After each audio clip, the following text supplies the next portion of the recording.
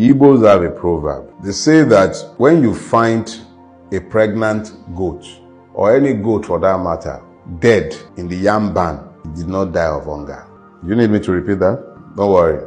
When you find a goat dead in the yam barn, you know those yam barn that you build with bamboo and you see plenty of yam decorating the walls? That goat did not die of hunger. Something else killed him. We are not poor. When we were starting this interview, you asked a question about Nigeria. Something led me to describe this country to you. Ours is a rich land. Our soils are good enough to produce everything we need to eat, drink, anything we want for sustenance and good life. It's already in our soil. We are poor by design because those who ruin this country and who are ruining the Nigerian victims, their hold on power is strengthened by the poverty of the people. A poor man's mind, an hungry man's mind is focused on survival. He's thinking about what to eat. He's thinking about what to drink. He's thinking about how to pay his house rent if he has a house. He's thinking of where to sleep if he's only walking the streets. He's thinking about his security. She's thinking, how do I sleep tonight without getting raped where I'm going to have to manage to sleep? She's thinking, how do I feed my children? The Nigerian is deliberately made to focus on survival so that he does not begin to query the simple suggestions they give him in place of answer.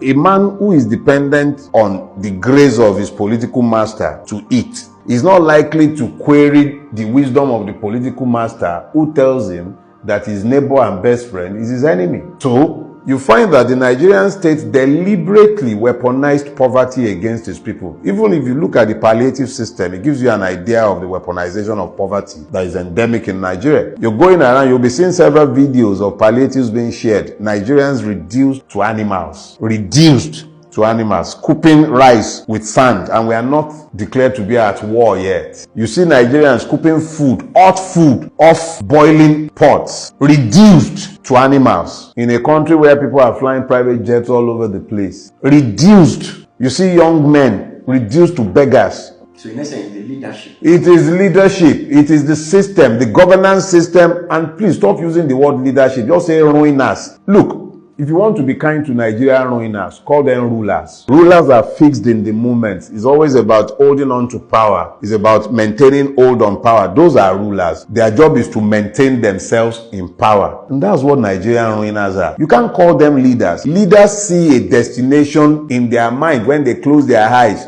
they can see destinations and they lead people in the direction of their vision. What is the vision governing anybody in Nigeria? None. We're sitting down conceiving of a new road project. By the time you are done conceiving, you find that even the concept is already outdated and obsolete. You are building rail lines that are only fit for the 1960s and 1950s. You are building them in the 2020s. Everywhere else in the world, when they are conceiving rail lines, they are thinking of something futuristic that will take you from point A to point B in record time, and then they crow about it. The complete lack of vision, the lack of ambition that governs Nigeria is there for everybody to see. In fact, it's even a good thing that you mentioned it. In Do Not Die in Their War, there is a chapter there, I Removed the Lion Cub. If you read that chapter, you will find the story I told of Obasanjo Presidential Library, where Obasanjo was gifted a lion cub and he built an enclosure for the lion. So a lion is being kept in an enclosure that cannot or should not even be the space to hold a dog. And that lion cannot even be taken for walks. It looked like a emaciated boar bull the first sight I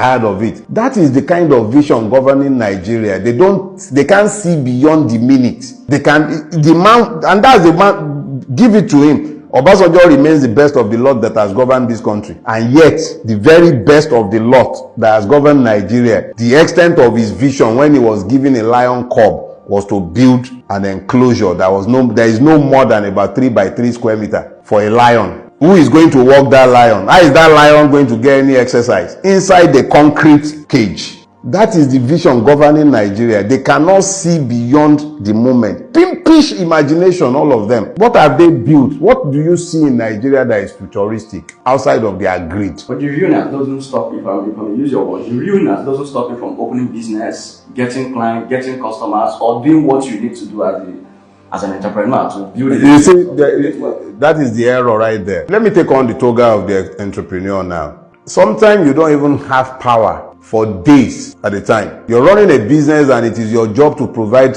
energy power supply to your own business. Are you a power company or a tailor? Are you an hairdresser or a power company? And then you have to go and buy petrol at that outrageous amount to fuel your generator.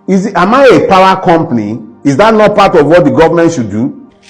I have Megad permanently. Look, the failure of governance, when I tell you that the poverty is systemic and is deliberate, it sounds highfalutin. We are supposed to be a capitalist country, are we? Or are we communist? We are capitalists. What is the meaning of capitalism? It means that capital is present in the place. You have access to credit. Where is the access to credit in Nigeria? There is no Nigerian bank today that can offer you a loan for less than 20-something%. What business are you going to do at 20-something% that you can pay the bank? What business? What are you going to do unless you are trading? Since when did trading become a productive part of our economy? How many people can you employ in a trading business? Manufacturing is the backbone of any economy. You have to have a manufacturing base. Even if it's an agric economy base, you still have to find a way to work in there. Where is the capital? Where is power? Where are the infrastructures? Where are they?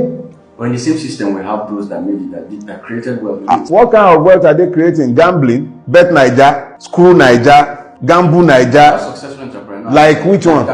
Like Dangote, monopolists. Who create monopolists like the one that they were busy? Oh, okay, yes, with his new refinery, have you? Very beautiful refinery, churning out millions of barrels of petrol every day. Buhari went and commissioned it, and we were afflicted by life proceedings for hours on end on the day in question. We are a nation of liars. They have created rent seekers who make money from the putrefied system. They erect toll gates based on monopolies. So they make money, and then you're pointing at them as though that is available to everybody else. Look, young people have been reduced to gamblers, prostitutes, Uber drivers. You know how many graduates are driving Uber in Lagos and everywhere else? Because it's about the only way they can become self-employed without being dependent on the system for their livelihood. The easiest way to become self-employed in Lagos is to be able to buy a Corolla. So you buy a Corolla and you become a Uber driver. And then you have to start dealing with the madness of the Nigerian police and all the multiple checkpoints that the state has created to fleece you even more. If it was so nice, if the opportunities were so available, why would everybody be running away? The best and brightest of this country are running every day. They are not migrating, they are fleeing.